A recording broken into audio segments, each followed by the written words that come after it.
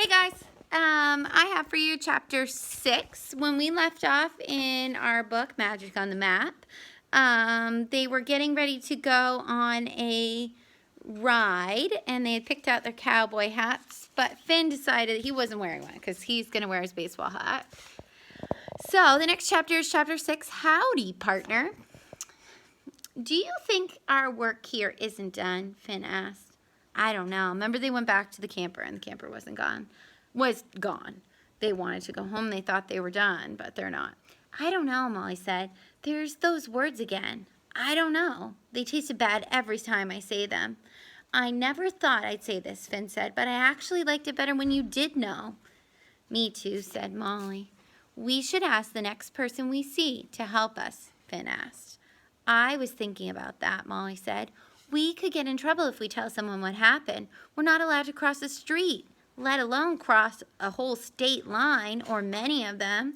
But it's not our fault that we're here, Finn said. We got into the camper and it started talking, and then boom, we're in Colorado. Yeah, I know, Molly said. But do you think Mom and Dad will believe that we traveled hundreds of miles by ourselves in a magic camper? Besides, we're not even supposed to be in the camper at all. Good point, said Finn. Across the field, Helen stepped in front of a big red barn and motioned to the kids to hurry. Come on over, Helen called. You're all right. Come on over, Helen called. Y'all are the last to saddle up. Molly looked at her brother. What should we do? I guess we should saddle up, he said. Molly and Finn ran across the tall grass, and they slid open the barn door, and they followed her down along the long, wide hall. There were horse stalls on both sides. Finn sniffed the air. It smells like a candy shop in here, he said. That's our sweet feed, Helen told him. A mix of oats and molasses. It's what the residents here prefer to eat. Hey! Molly and Finn both jumped in surprise. Helen unlatched the stall door, and inside there was a big brown horse with speckles of white that looked like paint splotches. That's all right, boy, Helen said. She led the horse into the hall where the twins were waiting. Finn, this is Rocket. Rocket, this is Finn. Nice to meet you, Finn said. The horse snorted in reply. Helen pulled some sugar cubes out of her pocket and handed them to Finn. No thanks, he said. We just ate. Helen laughed. They're not for you, she said. They're for Rocket. Go on, hold him flat in the palm of your hand and feed him. He'll want to be your new best friend. Finn had never had a horse best friend before. Rocket stomped his foot and neighed again, baring his teeth, monster-sized teeth. Teeth that looked like they were waiting for something small as a sugar cube. They looked like they were waiting for something bigger, like a hand of an 8-year-old boy. Finn stepped back and back and back until he was right against the wall of the stall. Rocket moved towards him, and Finn could hear his heart banging in his chest. In one swift chomp, Rocket scooped the sugar cubes from Finn's shaking hand. The horse's lips brushed against his palm. Wow, Finn said. I can't believe it. I just fed a horse. Good job, Helen said. Now, Molly, let me introduce you to Dasha. In the next stall was a black horse with a black mane. Molly held out a sugar cube on her palm. She giggled when Dasha's lips tickled it. The horses are already saddled up, Helen said. Let's get you two up and riding.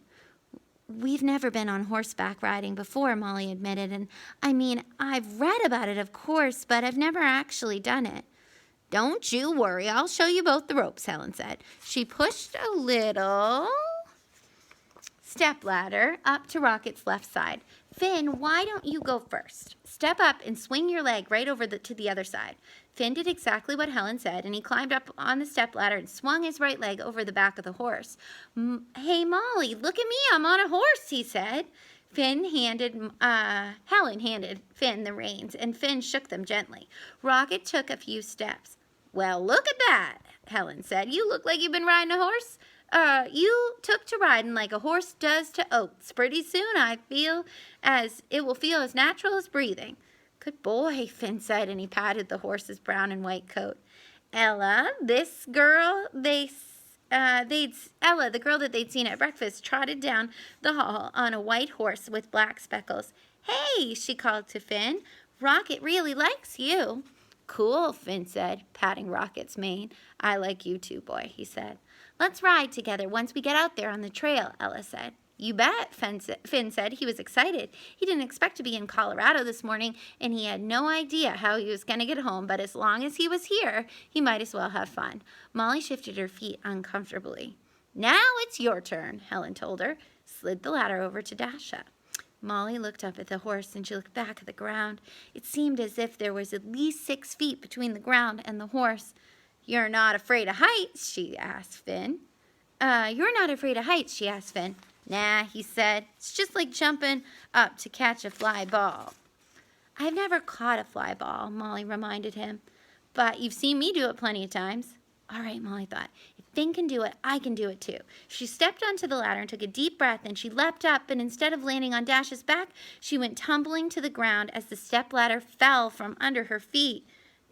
Nay! Dasha called. Molly had fallen into a pile of hay. When a cowgirl falls, it's important to get back up on the horse, Ellen said, unless you land on a cactus, in which you may want to scream in pain for a little while, but no cactus here. Let me give you a hand. She pulled Molly back up to her feet. Thanks, Molly said. Helen locked her hands together again. Give me your left foot, and I'll hoist you up there.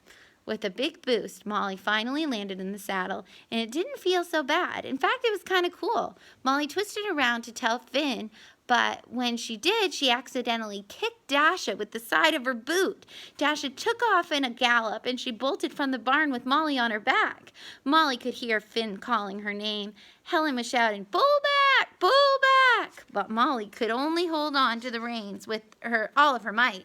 Dasha kept right on running past the crowds of people, a few horses, and so many cows. There was no sign of slowing down. There she is, riding right away.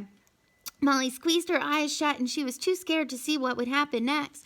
Would she crash? Would she die? She didn't see the hand that reached out and grabbed the reins, but she felt herself slowing down. Carefully, she opened one eye and then the other, and right beside her and Dasha was another horse and a rider. The rider now had Dasha's reins. Whoa, easy, girl, the rider said with a strong tug. Dasha quickly stopped, and Molly had to hang onto the horse's neck so she didn't go flying over its head. Howdy, partner, the man said. I'm Roger, and I'll be leading the cattle drive today to Black Mountain. Just a second, Colin. And who are you, Tenderfoot? What? Molly said, breathless. That's cowboy speak for new person, Roger said. What's your name? Molly? Her heart was pounding. Finn and Rocket trotted up beside Molly, and Finn thought her face was as white as a brand new baseball. Are you okay? He asked. I don't know, Molly said. Riding a horse is just like riding a bike, Roger said. If you fall off, you got to get right back on. Her heart slowed down. She could do this. Okay, Molly said. Think you're ready to get on this cattle drive? Roger asked. Molly nodded. Yeah, me too, Finn said. Roger waved his hat in the air and he cried, Yee-haw! And that's the end of chapter 6. So they're going on a cattle drive. They both have their horses. That girl that they met at breakfast is coming with them. And also Roger. The next chapter is called The Weirdest Day. And I won't be at school tomorrow reading to you like I am today. But I'll be somewhere. See you tomorrow.